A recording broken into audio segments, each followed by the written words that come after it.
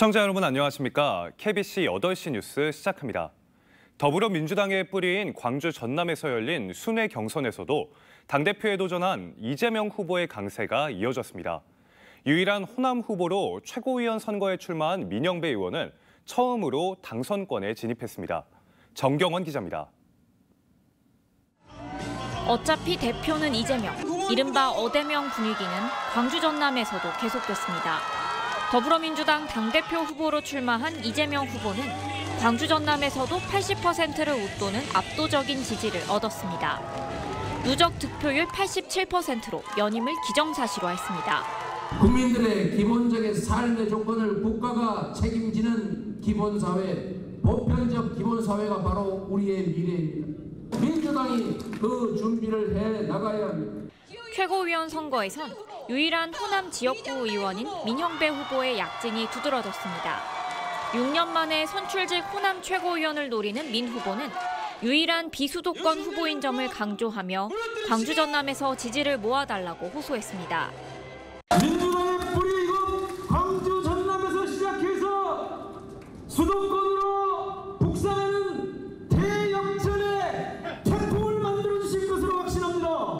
광주 전남 모두 1위를 기록한 민 후보는 누적 득표율 12.3%로 당선 마지노선인 5위까지 올라섰습니다. 민 후보 외에도 김민석, 한준호 후보 등 이른바 명심 후보들이 각각 2위와 3위를 하며 우세를 보였습니다. 이제 남은 곳은 대전, 세종과 서울, 경기. 특히 최대 표밭인 수도권 표심이 호남 의원의 지도부 입성 성패를 가를 것으로 전망됩니다. KBC 정경원입니다. 현역 의원대 원외 인사의 맞대결로 관심을 모았던 더불어민주당 광주시당위원장 선거에 양부남 의원이 강 의원 대표를 제치고 당선됐습니다. 광주시당위원장에 선출된 양 의원은 당원 주권 시대를 열겠다고 포부를 밝혔습니다. 보도에 이상환 기자입니다. 광주시당위원장 자리를 놓고 막판까지 치열한 경쟁을 펼쳤던 양부남 의원과 강 의원 더민주 전국혁신회의 대표. 최후의 승자는 양부남 의원이 됐습니다. 제2차 더불어민주당 광주광역시장 정기당원대회 광주광역시장 후보 선출을 위한 투표 결과 양부남 후보가 당선됐음을 발표합니다. 권리당원 32,179명, 대의원 627명이 참여한 이번 선거에서 양부남 의원은 65.85%를 득표하며 시당위원장에 선출됐습니다.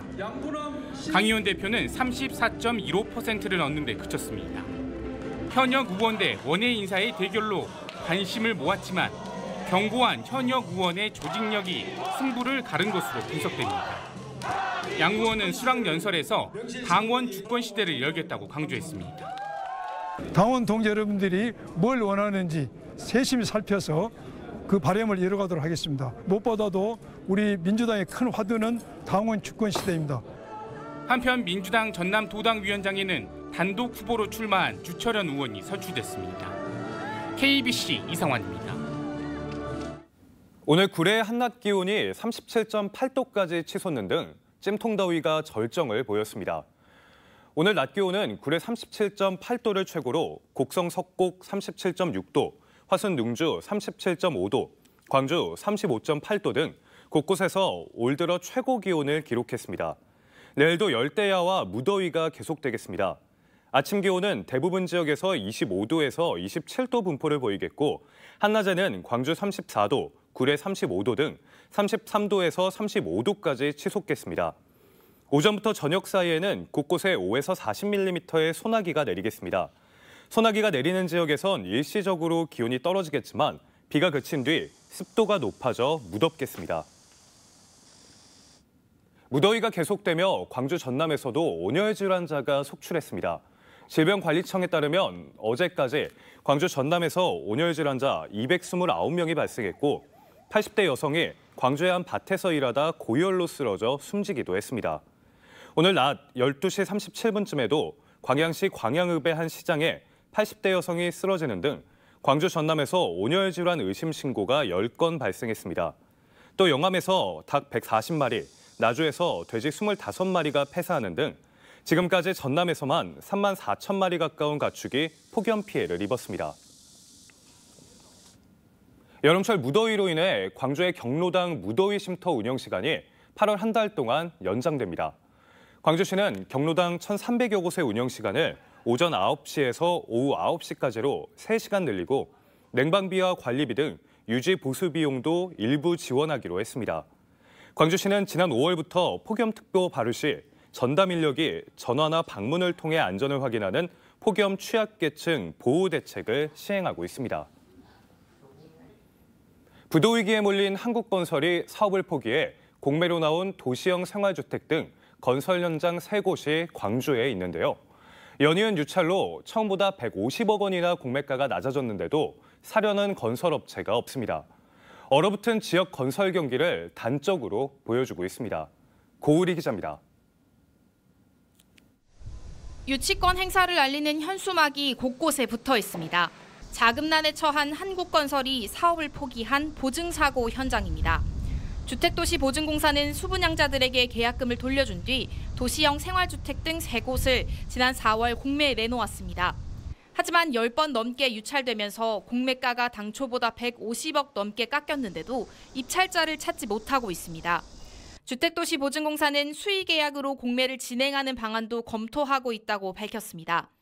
미분양 물량이 늘고 지역 부동산 경기 침체가 이어지면서 입찰 참여를 꺼리는 것으로 풀이됩니다.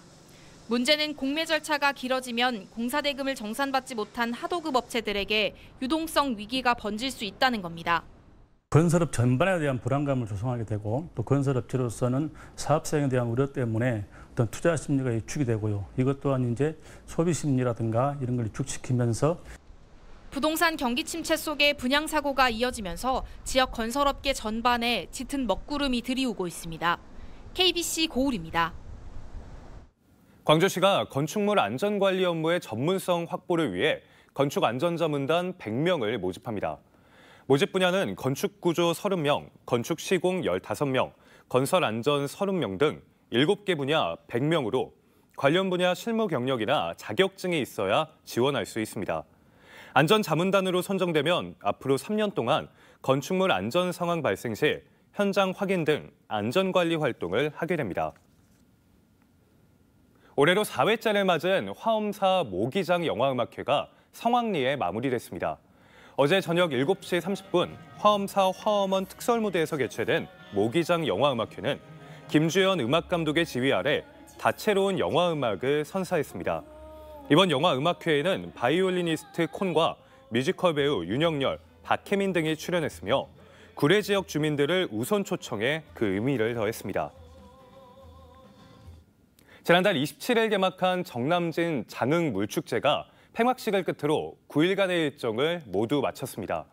장흥구는 개막 첫날 펼쳐진 살수대첩 퍼레이드에 15,000명이 넘는 인파가 몰렸고 글로벌 워터월드와 락 페스티벌이 호평 속에 마무리돼 축제 기간 69만 명이 방문했다고 밝혔습니다.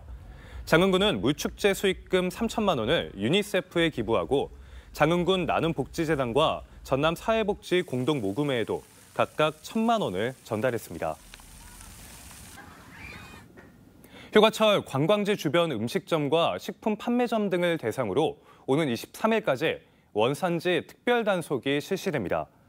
전남도는 국립농산물품질관리원과 합동으로 원산지 거짓 표시나 미표시, 소비자에게 혼동을 주는 표시 방법 위반 여부, 원산지 거래 증빙 자료 비치 여부 등을 점검합니다. 특히 식재료로 사용하는 수입 농산물을 국산으로 둔갑하는 사례를 중점 단속할 계획입니다. 보이스피싱에 가담한 조직원들에게 법원이 잇따라 실형을 선고했습니다. 광주지법 형사 8단독은 2018년 4월부터 9개월 동안 중국의 콜센터를 둔 보이스피싱 조직원으로 활동하며 8명에게 3억 1천만 원을 가로챈 혐의로 기소된 40살 A씨에게 징역 2년 6개월을 선고했습니다. 또 다른 보이스피싱 사건으로 기소된 31살 B씨에게는 징역 1년과 1천만 원의 배상이 선고됐습니다. 재판부는 보이스피싱 범죄는 사회적 경제적 폐해가 심각해 엄중한 처벌이 필요하다며 이같이 판결했습니다.